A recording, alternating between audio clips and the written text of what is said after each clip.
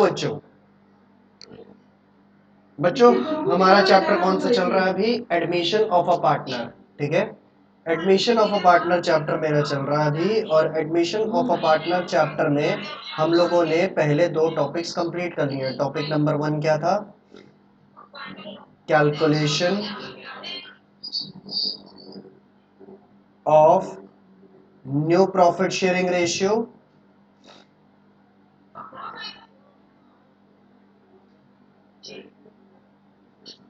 And sacrificing ratio.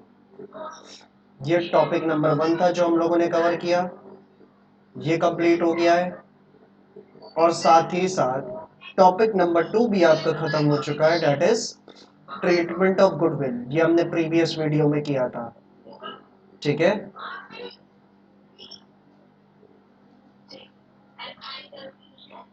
Calculation of new profit sharing ratio and sacrificing ratio ये हमने video number 19 और 20 में किया है। और ट्रीटमेंट ऑफ गुडविल हमने पिछली वीडियो यानी वीडियो नंबर 21 में किया है। अब हम लोग इस वीडियो में अगला टॉपिक शुरू करेंगे admission of a partner chapter का, that is revaluation of assets and liabilities. कौन सा? Revaluation of assets and liabilities. ठीक है, तो देखो मैंने आपको पहली वीडियो जो थी इस चैप्टर की उसमें ये बताया था कि पार्टनरशिप का जो रिकंस्टिट्यूशन होता है, किसी भी पार्टनरशिप फर्म का रिकंस्टिट्यूशन जो होता है वो 3-4-5 सिचुएशंस में होता है। पहला है आपका एडमिशन ऑफ अ पार्टनर, जब कोई नया पार्टनर आए फर्म में। Second, retirement of a partner, जब कोई पार्टनर रिटायर होके जाए फर्म से। थर्ड है डेथ ऑफ अ पार्टनर, जब किसी पार्टनर की मृत्यु हो जाए। फोर्थ है चेंज इन पीएसआर, फर्म का जो एग्जिस्टिंग प्रॉफिट शेयरिंग रेशियो है वो चेंज हो जाए। And fifth is amalgamation of partnership firm. तो ये जो 5 सिचुएशन है जब हमारी फर्म का क्या हो, रिकंस्टिट्यूशन हो रहा हमारी पार्टनरशिप फर्म का, इन 5 सिचुएशन में हमारी पार्टनरशिप फर्म का क्या होता है? रिकंस्टिट्यूशन होता है। तो प्रिंसिपल ये हमारा कि जब भी किसी भी पार्टनरशिप फर्म का रिकंस्टिट्यूशन हो रहा हो, जब भी किसी भी पार्टनरशिप फर्म का क्या हो रहा हो, रिकंस्टिट्यूशन हो रहा हो, तो हम उस पार्टनरशिप फर्म के एसेट्स और लायबिलिटीज को क्या करेंगे? रीवैल्यू करेंगे। ठीक है, जब भी हम किसी पार्टनरशिप फर्म का रिकंस्टिट्यूशन हो रहा हो तो हम उस फर्म के एसेट्स और लायबिलिटीज क्या करेंगे? रीवैल्यू करेंगे। ठीक है, तो रीवैल्यू करेंगे तो कैसे करेंगे? देखो 11th में आपने जर्नल चैप्टर में ये चीज सीखी होगी कि जब भी किसी एसेट की वैल्यू बढ़ती है तो उसका अकाउंट हम डेबिट करते हैं, जब भी उस एसेट की वैल्यू कम होती है तो उसका अकाउंट क्रेडिट करते हैं, जब भी किसी लायबिलिटी की वैल्यू बढ़ती है तो उसको क्रेडिट करते हैं, और जब भी किसी लायबिलिटी की वैल्यू घटती है तो डेबिट होती है। ठीक है, जब भी किसी एसेट की वैल्यू बढ़ती है तो उसको हम डेबिट करते हैं, जब भी किसी एसेट की वैल्यू घटती है तो उसको हम क्रेडिट करते हैं, जब भी किसी लायबिलिटी की वैल्यू बढ़ती है तो उसको हम क्रेडिट करते हैं, और जब भी किसी लायबिलिटी की वैल्यू घटती है तो हम उसको क्रेडिट डेबिट करते हैं। क्लियर है? तो रीवैल्यूएशन किस प्रकार किया जाता है? तो देखिए जब एसेट की वैल्यू बढ़ेगी तो हम उसको डेबिट करेंगे, तो एसेट को डेबिट करेंगे ना तो रीवैल्यूएशन अकाउंट क्या होगा? क्रेडिट। जब भी एसेट कोई भी एसेट की वैल्यू कम होगी तो उसको करा जाएगा क्रेडिट, तो रीवैल्यूएशन क्या होगा? डेबिट, है ना। जब भी लायबिलिटी बढ़ेगा तो उसको क्रेडिट किया जाएगा तो रीवैल्यूएशन होगा डेबिट, और जब भी किसी लायबिलिटी की वैल्यू कम होगी तो लायबिलिटी को करेंगे डेबिट और रीवैल्यूएशन क्रेडिट। तो ये जो एसेट और लायबिलिटी की वैल्यू में इंक्रीज या डिक्रीज हो रहा है, जो भी इंक्रीज या डिक्रीज होगा एसेट और लायबिलिटी की वैल्यू में, that will be recorded through revaluation account always. Clear है? चलिए इसके एग्जाम कुछ क्वेश्चंस लेके देखें। सबसे पहले increase in the value of land and building.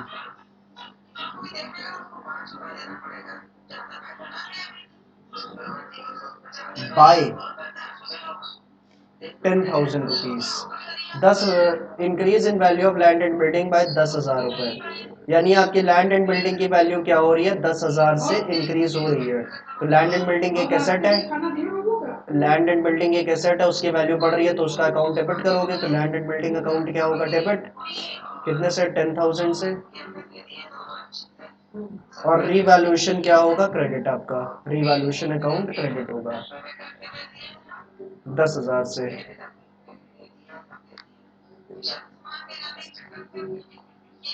being increase in value of land and building।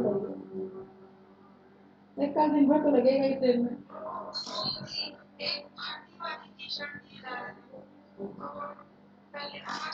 ठीक है। सेकंड, ये कुछ ऐसे भी हो सकता है, इंक्रीज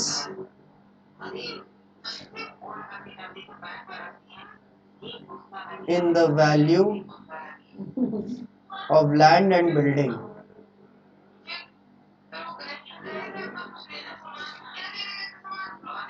to 50,000। ठीक है। बुक वैल्यू आपकी लैंड एंड बिल्डिंग की है कितना, 30,000।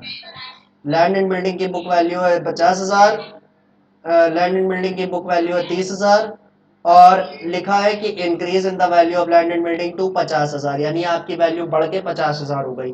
30,000 थी, 50,000 हो गई। यानी 20,000 से वैल्यू आपकी लैंड एंड बिल्डिंग की बढ़ी, और 20,000 से बढ़ी है तो आप लैंड एंड बिल्डिंग कितने से डेबिट करोगे, लैंड एंड बिल्डिंग का अकाउंट आप 20,000 रुपए से डेबिट करोगे। तो land and building account debit होगा कितने से, 20,000 से। और रीवैल्यूएशन अकाउंट क्रेडिट होगा कितने से, 20,000 से। क्लियर है चीज? Yes sir. being increase in value of land and building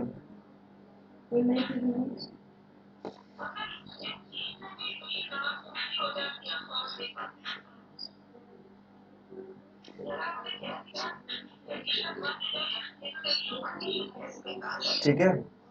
चलिए आगे देखते हैं। Third, decrease in value of plant and machinery by 8,000 रुपए।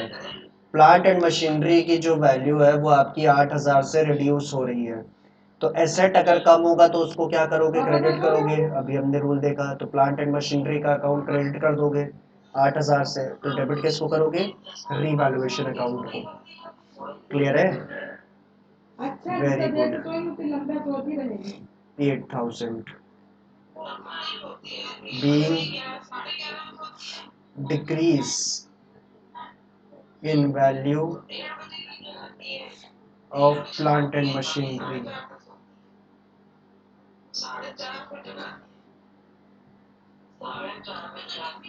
फिर अगर ये ऐसे लिखा है, decrease in value of plant and machinery to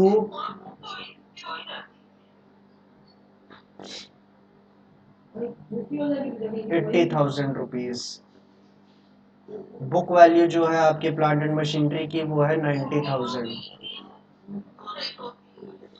book value आपके प्लांट एंड मशीनरी की है 90,000 रुपीज, और डिक्रीज होके वो कितने पे आ रही है, 80,000 पे। यानी 10,000 का डिक्रीज है आपका प्लांट एंड मशीनरी में। 10,000 का डिक्रीज है तो ये एंट्री अब कितने से पास होगी, 10,000 से। Revaluation account debit to plant and machinery account.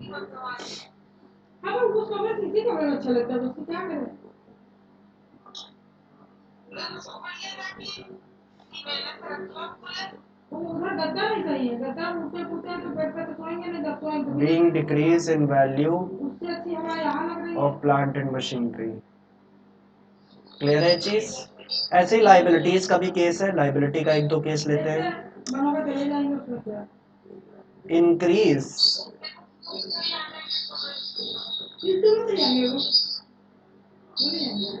Creditors worth 20,000 रुपए वर अनरिकॉर्डेड। 20,000 रुपए के मैंने क्रेडिटर्स रिकॉर्ड ही नहीं किए। 20,000 रुपए के क्रेडिटर्स अगर मैंने रिकॉर्ड नहीं किए हैं तो रिकॉर्ड करूंगा तो क्रेडिटर्स की वैल्यू बढ़ जाएगी। क्रेडिटर्स जो कि लायबिलिटी है, लायबिलिटी की वैल्यू बढ़ेगी तो उसको क्रेडिट करोगे तो क्रेडिटर्स का अकाउंट हो जाएगा क्या, क्रेडिट। कितने से, 20,000 से। और रीवैल्यूएशन अकाउंट क्या होगा, डेबिट होगा 20,000 से। 20,000 से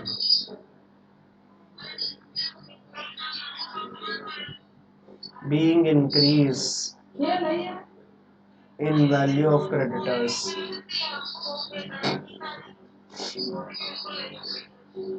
और ऐसे ही अगर किसी लायबिलिटी की वैल्यू कम हो रही है तो आप ऐसे ही करोगे, जैसे कि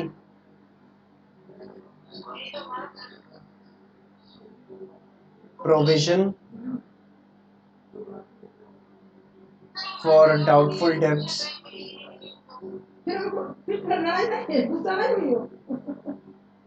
is reduced by 2,000 रुपए।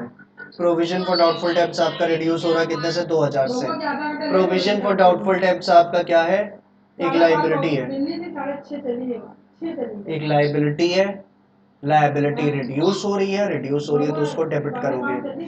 तो provision for doubtful debts account क्या होगा, डेबिट।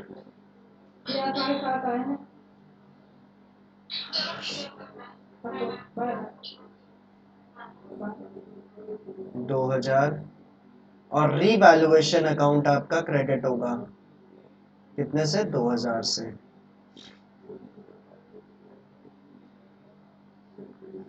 ठीक है, चलिए आगे देखते हैं।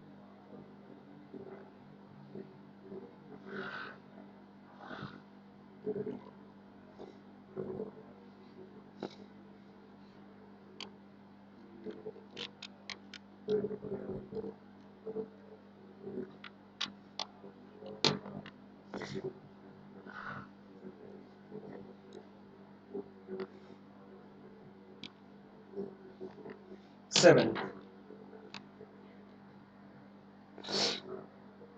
stock is undervalued by 25%। Stock की जो वैल्यू है वो अंडर वैल्यू कर दी गई है बाय 25%। जो बुक वैल्यू है स्टॉक का वो है 40,000। 40,000 क्या है, बुक वैल्यू है स्टॉक का, और उसको आपने अंडर वैल्यू कर रखा है 25% से, यानी कम वैल्यू कर रखा है। कम वैल्यू कर रखा है तो ठीक करने के लिए क्या करना पड़ेगा, आपको स्टॉक की वैल्यू बढ़ानी पड़ेगी। बढ़ानी पड़ेगी तो क्या करोगे, स्टॉक अकाउंट डेबिट करोगे। स्टॉक अकाउंट डेबिट कर दोगे तो रीवैल्यूएशन अकाउंट क्या होगा, क्रेडिट होगा। Stock account debit to revaluation account. अब ये देखो ये रिकॉर्ड कैसे होगा, जो बुक वैल्यू आपकी स्टॉक की है वो क्या है, 25% से कम वैल्यूड है। ठीक है, जो बुक वैल्यू आपके स्टॉक की है 40,000, वो क्या है, that value is under valued bye 25%। ठीक है,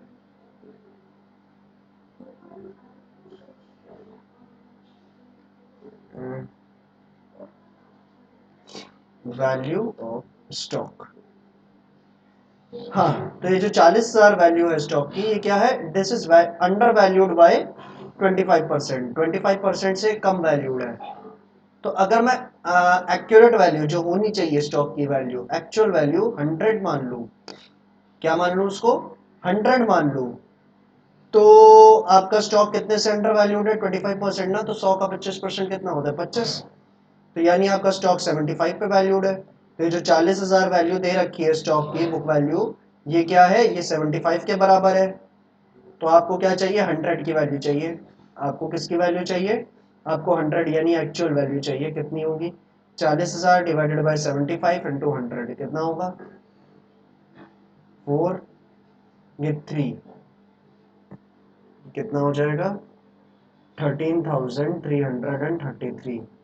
कितना हो जाएगा, 13,333।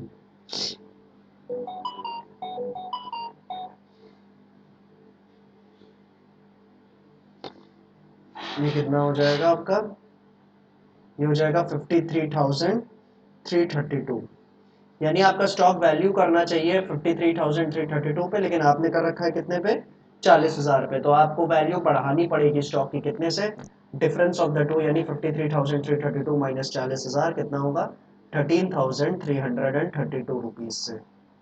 क्लियर है चीज? जी सर, बिल्कुल क्लियर है। और इसी तरह हमारा ये भी हो सकता है 8th पॉइंट कि furniture is overvalued by 20%।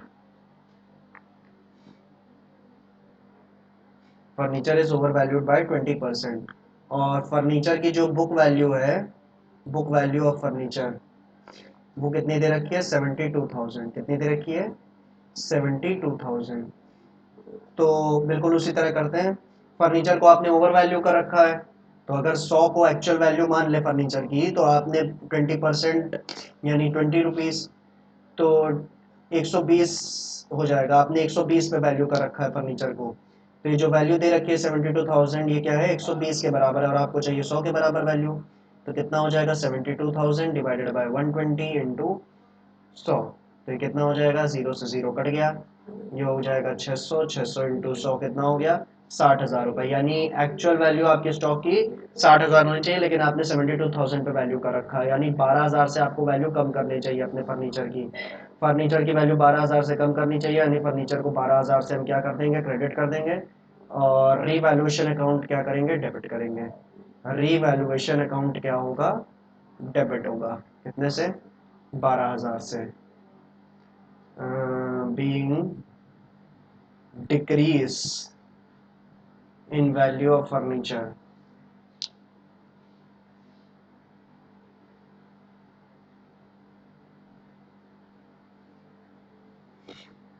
Clear है? चलिए, अब इसके बाद जब आप रिवैल्यूएशन अकाउंट बनाते हो ना, तो उस अकाउंट में आपको फायदा हो रहा है रिवैल्यूएशन से कि नुकसान हो रहा है, ये आपको निकालना होता है। रिवैल्यूएशन से आपको फायदा हो रहा है कि नुकसान हो रहा है, ये चीज़ आपको निकालनी होती है। क्लियर है? तो फायदा है कि नुकसान है, ये निकालने के लिए आप क्या करोगे, ये निकालने के लिए आप एक रिवैल्यूएशन अकाउंट प्रिपेयर कर लोगे। क्या करोगे, एक रिवैल्यूएशन अकाउंट प्रिपेयर कर लोगे।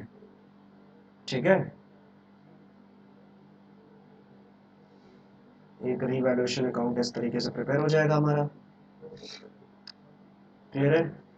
अब जहां जहां हमारा रिवैल्यूएशन डेबिट हो रहा है, जैसे कि पहली एंट्री में क्या हो रहा है, क्रेडिट हो रहा है ना रिवैल्यूएशन, तो चलो इसको क्रेडिट साइड पे पोस्ट कर दे। By land and building account, कितने से, ये था 10,000 रुपए से। ठीक है, लेजर पोस्टिंग तो आप सबको आती ही होगी।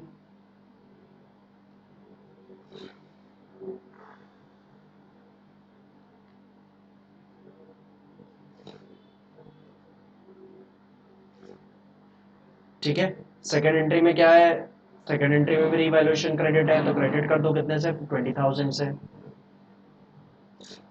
Bye land and building account 20,000 से।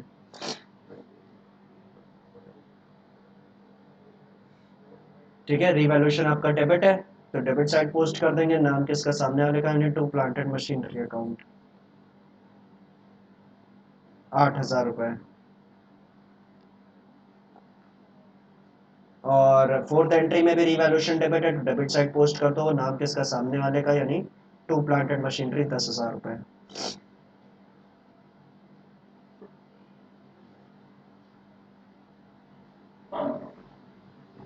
फिर फिफ्थ पे रिवैल्यूएशन डेबिट है, तो डेबिट पे पोस्ट कर दो, नाम किसका, सामने वाले का, यानी टू क्रेडिटर्स 20,000 रुपए।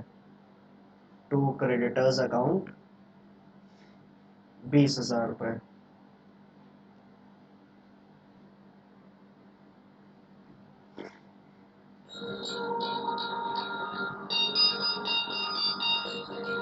हाँ हाँ, ये ले लीजिए। फिर नेक्स्ट क्या है, नेक्स्ट एंट्री में रिवैल्यूएशन आपका क्रेडिट है, तो क्रेडिट साइड पे पोस्ट कर दीजिए, प्रोविजन फॉर डाउटफुल डेब्ट 2,000 रुपए से। By provision for doubtful debts account 2,000 रुपये। उसके बाद सेवन एंट्री में अगर आप देखें तो क्या है, रिवैल्यूएशन क्रेडिट है 13,332 से, तो क्रेडिट कर देते हैं। By stock 13,332।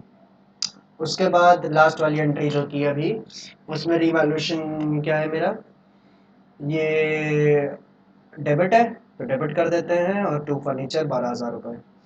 तो इस तरीके से हम क्या कर देंगे, रिवैल्यूएशन अकाउंट में अपने ही जहाँ जहाँ रिवैल्यूएशन डेबिट हुआ है डेबिट साइड पे पोस्टिंग कर देंगे, और जहाँ जहाँ क्रेडिट हुआ है क्रेडिट साइड पे पोस्टिंग कर देंगे, बिल्कुल सिंपल लेजर पोस्टिंग। और उसके बाद हम प्रॉफिट लॉस निकालेंगे। अगर क्रेडिट साइड पे अमाउंट डेबिट साइड से ज़्यादा है, क्रेडिट साइड पे अमाउंट अगर डेबिट साइड से ज़्यादा है तो डेबिट पे बैलेंस बचेगा, दैट विल बी और प्रॉफिट ऑन रिवैल्यूएशन। ठीक है। और अगर डेबिट पे अमाउंट ज़्यादा है क्रेडिट से, डेबिट की अमाउंट अगर क्रेडिट से ज़्यादा है तो क्रेडिट पे बैलेंस बचेगा, दैट विल बी और लॉस ऑन रिवैल्यूएशन। ठीक है, दैट विल बी और लॉस ऑन रिवैल्यूएशन। चाहे प्रॉफिट हो चाहे लॉस हो, दोनों ट्रांसफर कहाँ किए जाएंगे, that will be transfer to partners capital account. ठीक है, प्रॉफिट हो चाहे नुकसान हो, it will be transfer to partners capital account. Clear है। चलिए निकालते हैं कि प्रॉफिट हो रहा है कि नुकसान हो रहा है।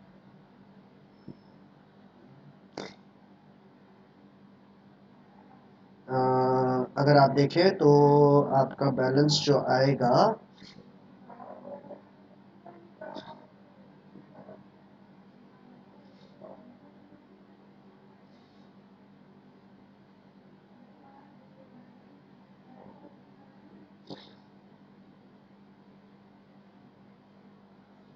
ये आएगा क्रेडिट साइड पे। क्रेडिट साइड पे आ रहा है तो लॉस आ रहा है आपका, और इस लॉस को आप ट्रांसफर करोगे कहाँ, पार्टनर्स कैपिटल या करंट अकाउंट में। अगर फ्लक्चुएटिंग कैपिटल मेथड है तो कैपिटल अकाउंट में, अगर फिक्स कैपिटल मेथड है तो करंट अकाउंट में। ठीक है, क्लियर है बात। चलिए,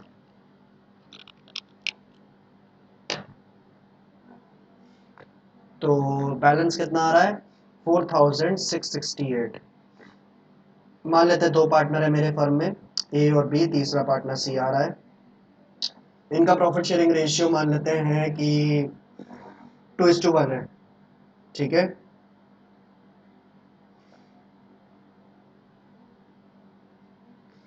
तो ए का हो जाएगा कितना, 3,112, और बी का हो जाएगा कितना, 1,556। कितना हो जाएगा, 1,556। क्लियर है।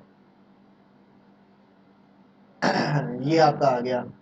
तो अगर लॉस आ रहा है ना रिवैल्यूएशन पे, तो हम क्या करेंगे, अगर लॉस आ रहा है रिवैल्यूएशन पे तो लॉस के केस में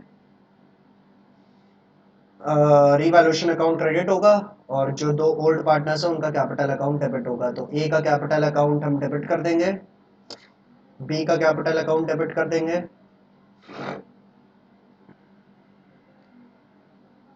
और रिवैल्यूएशन अकाउंट आपका क्रेडिट होगा। कितने से, 4,668 से, और ये 3,112, और ये 1,556। क्लियर है। तो ये आपका क्या है, ये आपने लॉस की एंट्री कर दी। सर अगर प्रॉफिट होगा तो इसी का ऑपोजिट हो जाएगा, रिवैल्यूएशन अकाउंट आपका डेबिट होगा, क्योंकि वो डेबिट साइड पे आ रहा है रिवैल्यूएशन के प्रॉफिट इसलिए, और जो ओल्ड पार्टनर्स हैं उनका कैपिटल अकाउंट क्रेडिट होगा। आपको ये याद रखना है कि प्रॉफिट या लॉस जो भी आए रिवैल्यूएशन पे, प्रॉफिट या लॉस जो भी आए रिवैल्यूएशन पे, ये सिर्फ ओल्ड पार्टनर्स के बीच बढ़ता है। किसके बीच बढ़ता है, सिर्फ ओल्ड पार्टनर्स के बीच बढ़ता है, और वो भी कौन से रेशियो में, ओल्ड रेशियो में।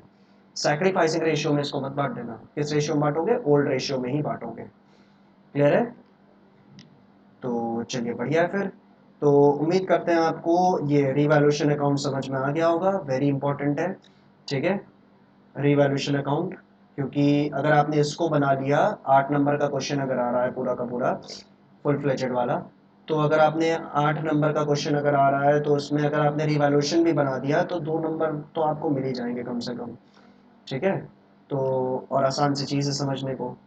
तो उम्मीद करते हैं कि आपको रिवैल्यूएशन अकाउंट समझ में आ गया होगा, और अगर समझ में आ गया हो तो वीडियो को लाइक कर दीजिएगा, चैनल को सब्सक्राइब कर दीजिएगा, और वीडियो को शेयर भी कर दीजिएगा। इसके आगे की चीज़ें हम अगली वीडियो में पढ़ेंगे। धन्यवाद।